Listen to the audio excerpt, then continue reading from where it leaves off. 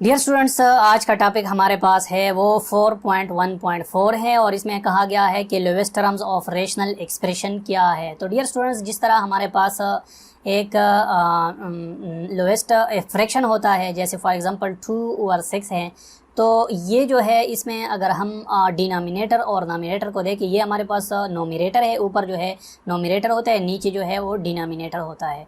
तो ये lowest form में कब होगा? जब ऊपर और नीचे जो नंबर्स है इनके दरमियान कोई कॉमन फैक्टर ना हो। तो अब हम देख सकते हैं, इसको हम 2/2 × 3 लिख सकते हैं। तो ये जो टर्म है ये इस वक्त लोवेस्ट टर्म में नहीं है, क्योंकि ऊपर और नीचे में 2 कॉमन है।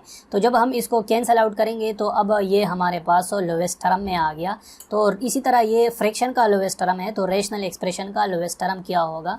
तो डियर स्टूडेंट, अभी हम देखते हैं कि एक रेशनल एक्सप्रेशन जो है जिसमें ऊपर भी पॉलिनोमियल होता है, नीचे भी पॉलिनोमियल होता है, वो तब लोवेस्ट टर्म में होगा जब ऊपर और नीचे जो पॉलिनोमियल उसमें कोई कॉमन फैक्टर बाकी ना रह जाए।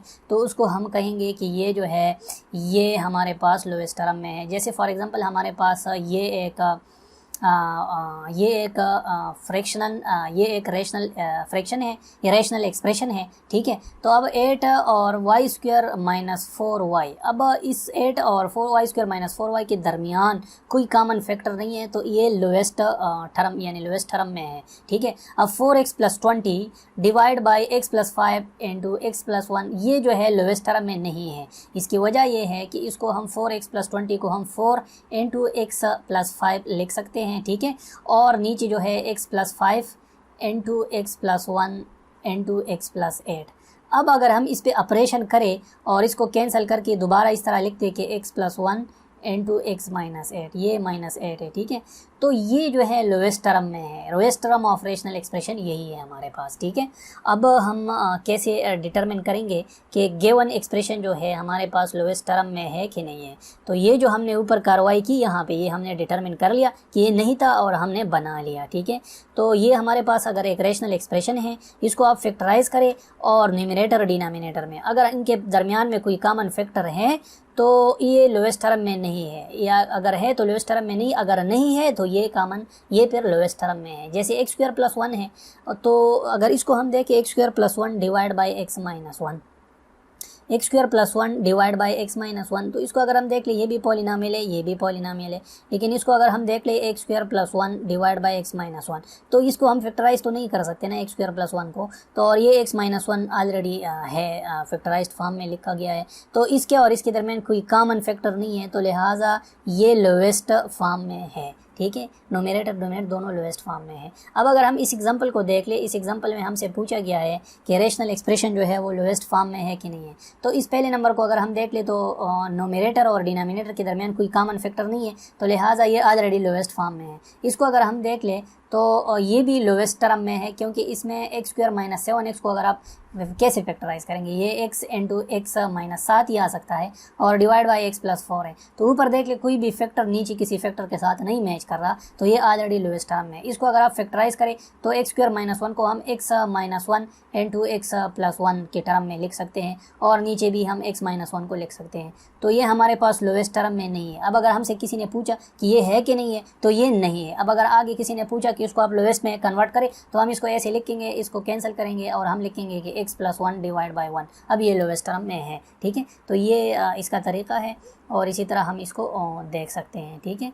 तो ये बताया गया है कि आप कैसे जो है एक रेशनल एक्सप्रेशन को लोवेस्ट टर्म में लिखेंगे। तो जिस तरह हमने ऊपर किया है कि हमारे पास अगर एक रेशनल एक्सप्रेशन है, दो पॉलिनोमियल्स है, एक ऊपर एक नीचे है, आप दोनों को फैक्टराइज करें, ठीक है, और जो कॉमन फैक्टर्स है उसको कैंसिल करें, तो ये आपके पास जो है लोवेस्ट टर्म में आ जाएगा। ये इन्होंने बताया है कि अलजेब्रिक एक्सप्रेशन क्या है। तो हमने पहले भी कहा था कि इस 4 को हम कोएफिशिएंट कहते हैं, ये कुछ टर्मिनोलॉजी ये आपने सीखनी है। और x और y जो होते हैं एक अलजेब्रिक एक्सप्रेशन में, उसको हम वेरिएबल्स कहते हैं, और जो लोन नंबर्स होते हैं उसको हम कांस्टेंट टर्म्स कहते हैं, ठीक है। तो ये सिंपल चीज़ें हैं अलजेब्रिक एक्सप्रेशन में, ये हम कर सकते हैं। अब इस इक्वेशन में बताया गया है कि आप पहले प्रिंसिपल बताया गया है कि आपने करना क्या है, और फिर बताया गया है कि आप इसको रेशनल लोवेस्ट टर्म्स में लाए। तो लोवेस्ट टर्म की भी हमने बात की है कि क्या है, और हम इसको रेशनल एक्सप्रेशन की भी बात की है कि हम ये क्या है, और ये भी बताया हमने पहले कि इसको रिड्यूस कैसे करना है। तो क्वेश्चन नंबर 1 को अगर आप देखें तो ये ऑलरेडी सिंप्लीफाइड फॉर्म में है, तो x+3 के साथ कट जाएगा और ये 1 और x-2 आ जाएगा, तो इसको हम लोवेस्ट टर्म कहते हैं। तो इसी तरह x² - b² into x divide by x+b into x²। तो अब यहाँ पे अगर आप देखें तो यहाँ पे एक x+b मौजूद है। तो x+b कैसे मौजूद है कि x² - b² को हम यानी x² - b² इसको हम x+b इंटू x - b की शक्ल में लिख सकते हैं।